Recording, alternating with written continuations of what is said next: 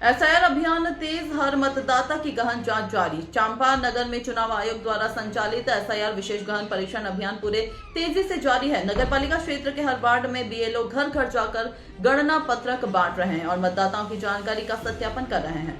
तहसीलदार प्रशांत पटेल ने बताया कि मतदाताओं की वैधता 4 श्रेणियों में जांची जा रही है, जिनमें 2025 व 2003 दोनों सूचियों में मौजूद नाम स्वतः वैध माने जाएंगे। 42 वर्ष से कम आयु वाले नागरिक माता पिता की जानकारी देकर वैधता सिद्ध कर सकेंगे, जबकि 1987 से पहले जन्मे लोग जन्म प्रमाण और एक मान्य दस्तावेज देकर सत्यापन करा सकते हैं।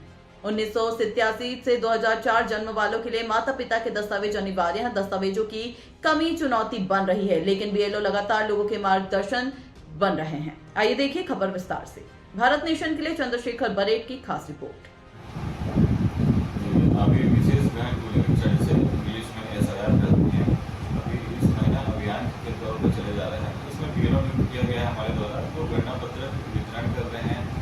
मतदाता खुद से भी उसको DCI के वेबसाइट से डाउनलोड कर सकते हैं। गणना पत्र हर व्यक्ति को भरना अनिवार्य है, चाहे वो शिफ्ट हो गया हो, चाहे अभी यहाँ निवासरत हो या ना हो। उससे हमको पता चलेगा कि वो वेरीफाइड वोटर है या नहीं। इसके लिए 3-4 कैटेगरी बनाया गया है। मान लीजिए किसी व्यक्ति का नाम 2025 की मतदाता सूची में है और उस व्यक्ति का नाम 2003 में भी मतदाता सूची में है, तो उसे कुछ नहीं, केवल 2003 की मतदाता सूची का डिटेल डालना है, वो वेरीफाइड हो जाएंगे। अगर कोई व्यक्ति जो बाद में जुड़ा है, अर्थात 42 साल की उम्र से नीचे का व्यक्ति है, उसके माता या पिता का डिटेल 2003 का डालना होगा, तो वेरीफाइड हो जाएंगे। इसके अलावा इन दोनों में जो नहीं आते हैं, उसके अलावा 1987 के पूर्व इनका जन्म हुआ हो, या फिर 1987 से 2004 के बीच जन्म हुआ हो, या फिर 2004 के बाद जन्म हुआ। 3 टाइप की कैटेगरी होते हैं। जो 1987 के पहले जो जन्म हुआ है, उसे केवल स्वयं का जन्म एवं जन्म दिनांक एवं स्थान के बारे में डिटेल देना होगा। जो 13 प्रकार के DCI के द्वारा डॉक्यूमेंट दिए गए हैं, उसमें से कोई भी डॉक्यूमेंट वो दे सकते हैं। मान लीजिए कोई 87 के बाद और 2004 के बीच में पैदा हुआ है, जैसे स्वयं के साथ साथ माता या पिता का कोई भी ऐसा दस्तावेज जिसमें जन्म दिनांक एवं स्थान का उल्लेख हो, इसका विवरण देना होगा। उसके अलावा 2004 के बाद जो जन्म हुआ है, स्वयं का प्लस माता का प्लस पिता का, ये तीनों डॉक्यूमेंट उन्हें देना होगा। उसके अलावा जो बच गए उसका निर्णय BLO अपने स्तर पे करेगा। उसको देखा जाए NRI को लेकर कुछ अलग गाइडलाइन है।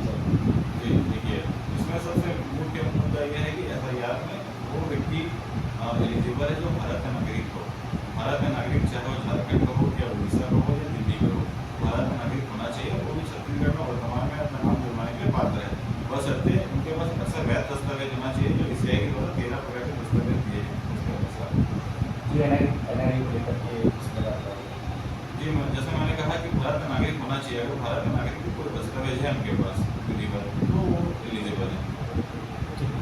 क्या क्या समस्याएं आ रही हैं, जैसे कि लोगों के पास राशन कार्ड एवं आधार कार्ड के अलावा कोई दस्तावेज होता नहीं है, तो उन्हें निर्देश दिया गया BLO के द्वारा जो दस्तावेज उनके पास उपलब्ध है उस दस्तावेज के साथ उनका गणना पत्र भरें और गणना पत्र भरने में भी BLO उनका सहयोग करे। इसके लिए विशेष ट्रेनिंग दिया गया है। पार्टियों के द्वारा BLA भी नियुक्त किया गया है, बूथ लेवल एजेंट, इन्हें भी ट्रेनिंग दिया गया है ताकि वो उनका मार्गदर्शन के रूप में सहयोग कर सके। अगर कोई व्यक्ति अपना 2003 का मतदाता सूची देखना चाहता है और कोई डिटेल देखना चाहता है, तो उसके लिए वेब पोर्टल है, उसमें कोई भी व्यक्ति अपना जिला, विधानसभा का नाम